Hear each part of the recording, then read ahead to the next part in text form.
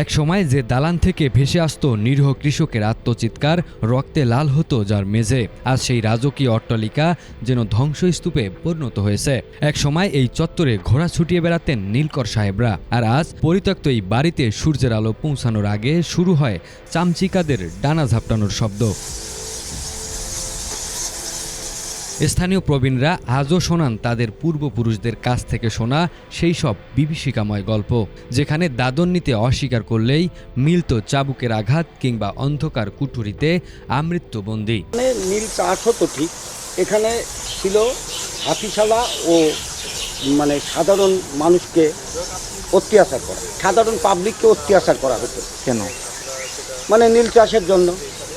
এখন তো সেই ব্রিটিশ পিরিয়ডে 250 বছর আগে ব্যাপকভাবে নীল চাষ করানো হতো এবং সেই নীলটা ইংরেজরাই কিনতো।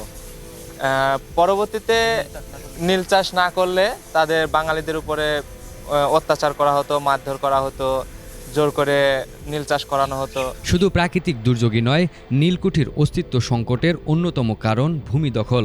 স্থানীয়দের দাবি, একসময় এই নীলকুঠির অধীনে ছিল 152 বিঘা জমি, কিন্তু এখন সেই জমির সিংহভাগই প্রভাবশালী মহলের দখলে।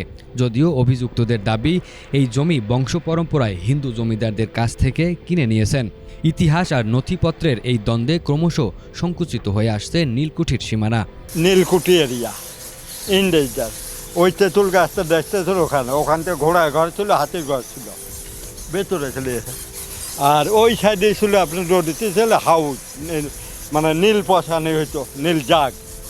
আর এইটা হচ্ছে নীলকুঠি ইংরেজদের বাড়ি। ইংরেজরা থাকতেন এখানে, এখানে ছিলেন ফুলের বাগান, বুঝলেন। এই এরিয়াটা প্রায় মনে হয় 100-150 বিঘা জমি হবে।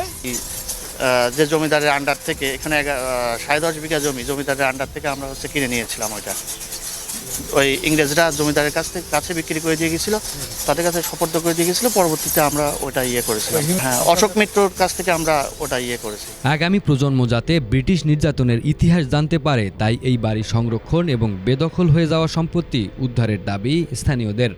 এই যে নীল চাষের যে ইতিহাসটা আমরা জানি বা শুনছি, এইটা হচ্ছে আস্তে আস্তে আমাদের এই প্রজন্মর পর প্রজন্ম চলাকালীন বিলুপ্ত হয়ে যাচ্ছে। বাড়িটাও ভাঙতে ভাঙতে প্রায় নির্বিশেষে একটা স্থাপনা বর্তমানে দাঁড়িয়ে আছে। এখন এই ইতিহাসটা যাতে আরও পরের প্রজন্মগুলো আরও যাতে জানতে পারে এই ইতিহাস সম্পর্কে, সেজন্য এই বাড়িটা একটু সংস্কার করে এই বাড়িটার ইতিহাসটা যাতে এই গ্রামে ধরে রাখা যায়, সেই ব্যবস্থাটা করলে পারে যাতে পরবর্তী প্রজন্ম এই ইতিহাস সম্পর্কে, ইংরেজদের সম্পর্কে, তাদের অত্যাচার সম্পর্কে জানতে পারে। গবেষকদের মতে 1815 সালের দিকে কুষ্টিয়া ও তৎসংলগ্ন এলাকায় ব্রিটিশ নীলকররা নীল চাষের বিস্তার ঘটায়। তারা কৃষকদের দাদন দিয়ে কম মূল্যে নীল চাষে বাধ্য করাতেন।